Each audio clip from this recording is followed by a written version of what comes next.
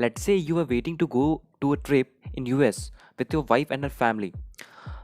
So you put together to-do list and make sure that all the important items that need to be done beforehand are completed. There's one thing left: exchanging currency. In most countries, that is actually really easy though because there is already a system set up where you can go to a kiosk or a bank and exchange your INR easily for the USD. But what will you do when you have to trade your Bitcoin for Ethereum or your Ethereum for Matic? Well, this is the dilemma that cryptocurrency is having, but more on that in this video. Welcome to the SmartView AI Academy, where we spend a lot of time and resources creating these amazing animations so that you can sit back and relax and hopefully understand this topic with the help of our analysis stories and examples. Let's start our video. What is a blockchain bridge? A blockchain bridge is a connection that allows the transfer of tokens or other data from one chain or network to another chain or network, which allows the ability to interact with another chain's decentralized applications. Before we get into this, you need to realize something very important. All coins have their own blockchain. Tokens, however, are virtual versions of an asset built on another coin's blockchain. So let's break this down.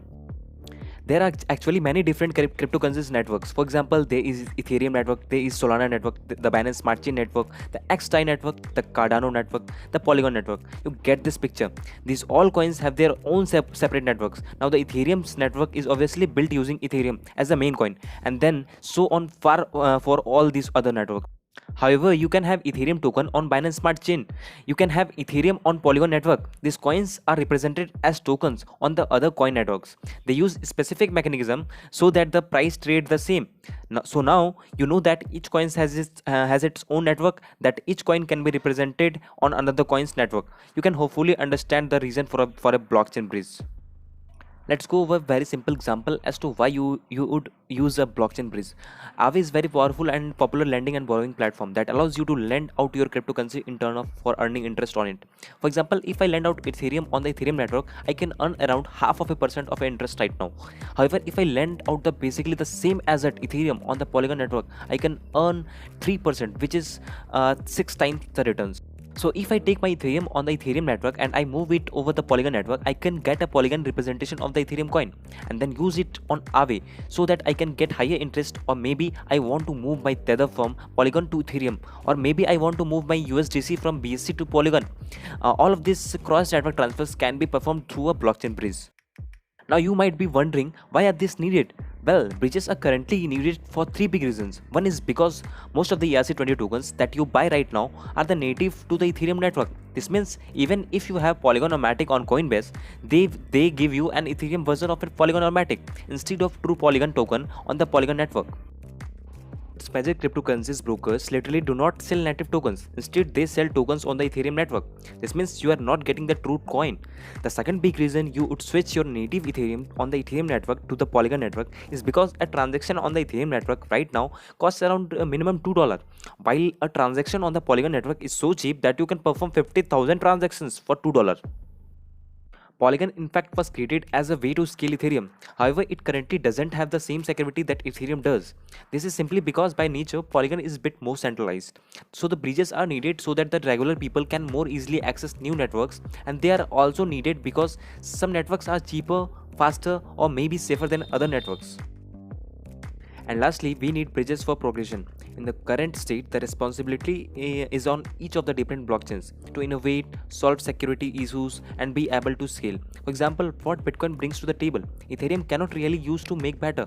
Now, this is where bridging will come in. In turn, it will turn cryptocurrencies into more of a team sport, working all together to make a crypto all-around solution to the problems that is trying to solve. Now let's go over some of the issues with bridges. One of the issue is that they cannot be 100% trusted, unlike a decentralized application, which uses code and programming language as a backbone. A blockchain bridge generally must have an entity or a person or a company behind it. In other words, a majority of bridges currently being used are centralized. Along with that issue, another issue is that they are usually quite slow. Some transfer take minutes, other take hours, and some even take multiple days. To give you an idea of how long this takes, most transactions on any of the big networks can be completed in less than 10 minutes. So now we are into the integrity. Let's get into how they works. There seems to be two main ways that a cryptocurrency bridge works. Now we have done some research, and if you find a third way, definitely drop a comment below and we will try to cover it. Alright, so the first method is very centralized and it's essentially on an extension of any other exchange. In a sense, there is a large pool of Ethereum Tether and a large pool of Polygon Tether. Both are Tether representation on each network. Now you should know here, sometimes instead of a pool, it's literally a company or a person, but usually it's pool. Now when you go to deposit your Ethereum Tether, it gets added to the Ethereum Tether pool, and then the centralized authority will send you an equivalent amount of Polygon Tether, which actually gets taken out of that pool. Now of course there is a fee that you pay that gets taken out by the centralized authority or the and given it to the liquidity providers, but it's usually a very small fee and you are pretty happy paying it because there is not really any other way to get on the network. One of the issues is that you must trust that the central authority doesn't steal your money in the process. Especially this process takes days. Along with that, this method only works if the people keep trading back and forth.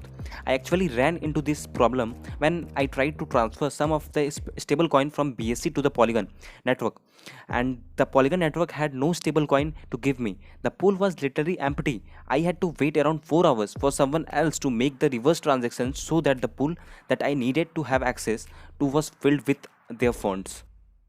The second way that a cryptocurrency bridge or a blockchain bridge work is through smart contracts. Now this one is very complicated and could be its own video that we are going to summarize it really quick. Whenever you bridge your crypto, your current asset that you are sending is actually frozen in a smart contract. Then once your assets are frozen, you are given a copy of that token on the new network that you wish to move to.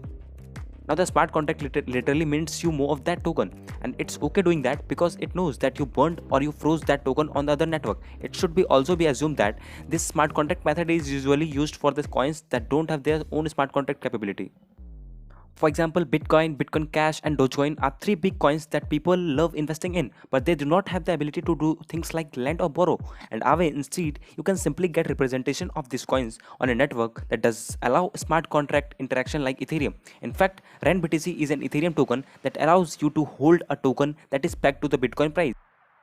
So essentially it is Bitcoin, but since it's on Ethereum network, it gives you the capability to do things like lend it and interact with other decentralized applications. Here are a few current examples of crypto bridges. One is Xpollinate. Now the Xpollinate is powered by two companies that are actually unaffiliated with the blockchains that are allowing you to bridge to. They have probably created this bridge in order to collect fees paid by the traders. This is actually the bridge that I mentioned earlier that had zero liquidity and I had to wait 4 hours, but it worked. Next up is the Matic bridge. Now this bridge was developed by the Matic or the Polygon team to help get more people onto the true Polygon network instead of a Polygon on the Ethereum network.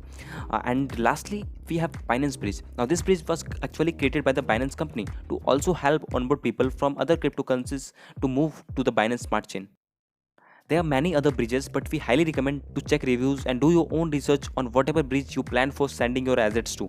One quick trick that we recommend is to Google Xpollinate reviews on Reddit, and then you will get a ton of personal reviews. In this case, replace Xpollinate with whatever bridge you plan to use. If that bridge decides to start scamming or rug pulling, it will likely quickly show up on Reddit. Alright guys, we tried to educate you on the topic of the crypto bridges. We want to hear from you. Have you guys used any crypto bridges before? And if so, what was your experience? Please let us know in the comments below. As always, thanks for watching our video. We hope that you enjoyed it. We hope that you learned something, and most importantly, we hope you to see you in the next video.